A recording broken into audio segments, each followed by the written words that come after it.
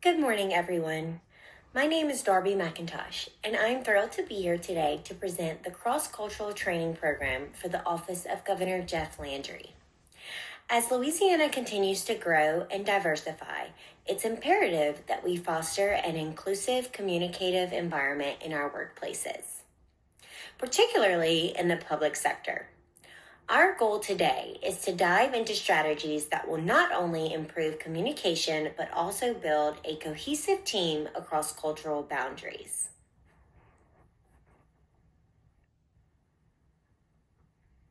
Now, let's kick things off by discussing the core of today's training, the introduction and purpose. Louisiana is one of the most culturally diverse states in the U.S. Diversity is exemplified in the way we communicate, collaborate, and serve the public needs. This training is designed to equip you with the tools to promote inclusivity, enhance communication skills in multicultural settings, and build a cohesive environment aligned with state governance values. It's all about understanding cultural differences and using that awareness to improve our effectiveness as public servants.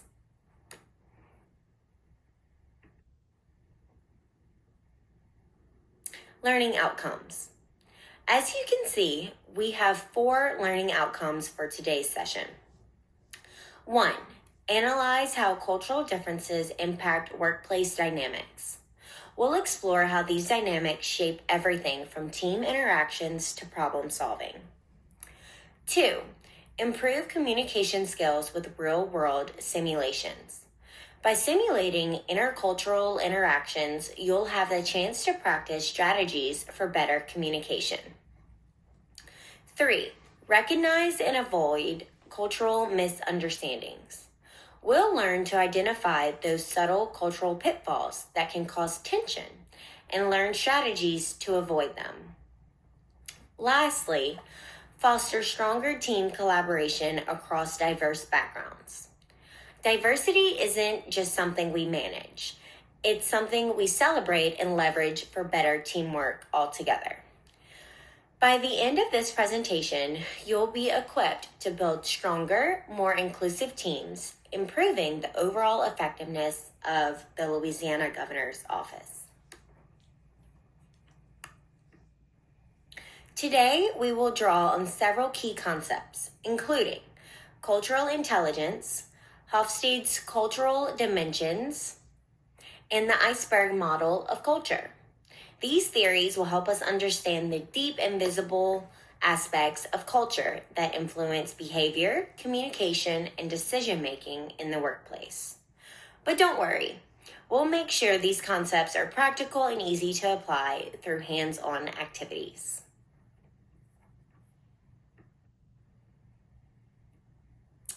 Now let's take a closer look at the key context for our training program. The first question we will ask is, who does this apply to? This training is designed for all staff members within the governor's office. Our goal is to establish effective communication across all departments, ensuring that everyone, no matter their role, has the skills to collaborate effectively in a culturally diverse environment. When will this take place? This training will take place approximately 60 days before the annual legislative session. This timing is strategic as it will allow us to strengthen multicultural collaborations just before we dive into the busy legislative season.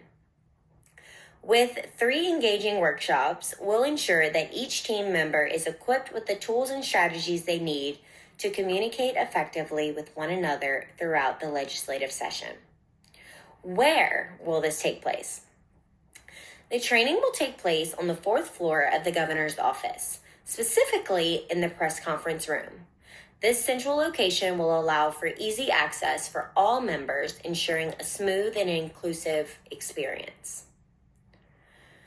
Lastly, what is our goal? Our goal with this training is to enhance stakeholder relations and trust, particularly with our diverse constituents.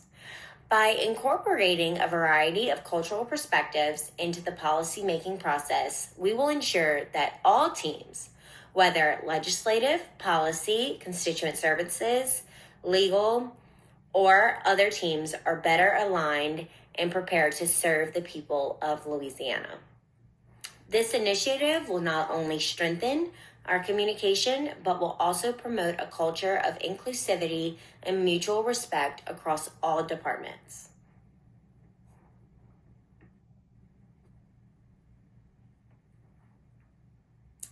So now we will go into discussing our proposed interactive workshop overview. So let's look at the more exciting parts of our training. These will be designed to help you directly apply what you learn in real-world situations. We'll be engaging in 3 key activities. 1, cultural self-assessment. 2, case study analysis. And 3, role-playing exercise. So now let's dive more thoroughly into each of these activities. Our first activity is the cultural self-assessment. This will give each of you a chance to identify your personal cultural biases and pinpoint areas for growth. Here's exactly how we'll do it. First, we'll introduce the concept of cultural biases and their impact on workplace dynamics. Then, you'll complete a cultural self-assessment questionnaire. Don't worry, this is a private reflection, so be honest with yourselves. After that, you'll reflect on your answers, considering which areas you might want to grow in.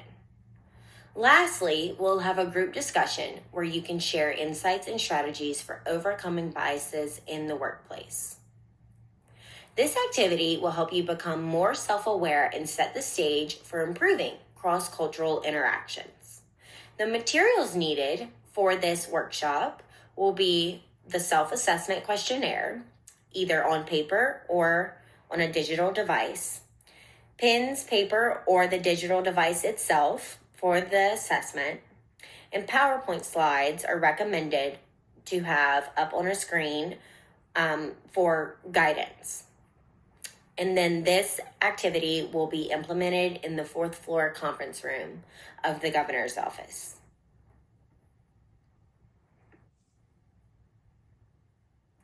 Now, let's move to our second workshop, case study analysis. In this session, we'll apply our cultural knowledge to real-world situations. We'll begin by introducing a cultural conflict scenario, a situation where cultural differences lead to tension in the workplace. You'll then work in small groups to analyze the case and develop solutions for resolving the conflict. Afterwards, we'll come together to discuss your findings and solutions as a group, refining our understanding of how to navigate these cultural challenges. This activity focuses on honing your problem-solving and collaboration skills while also considering cultural factors. The materials needed for this workshop are the case study handouts or digital case study scenarios, whiteboard or flip chart for brainstorming solutions. This workshop will also be implemented in the 4th floor conference room of the governor's office, where groups can work together and present their solutions. And for our final activity, we'll be practicing role-playing. This is where things can get fun. In role-playing, you'll simulate real-life intercultural interactions. First, we'll explain the importance of role-playing in developing cultural sensitivity and communication skills. Then, you'll pair up with a colleague from a different cultural background. Together, you'll simulate a workplace scenario involving cultural conflict or negotiation. After each role play, we'll then have a debriefing session where we'll discuss the challenges you faced and strategies you used to improve communication. This exercise will help you better understand how to approach challenging cultural situations with empathy and effective communication. The materials needed for this workshop are the scenario cards or digital documents outlining the role-playing scenarios and a room with lots of space for pairs to practice and observe each other. Once again, this activity will be implemented in the 4th floor conference room of the governor's office, because this conference room particularly is very large, and so it will allow all participants to be able to move around, break off in their groups, and interact with each other. Now let's take a moment to review how these activities align with our key learning outcomes that we discussed in the beginning of this presentation.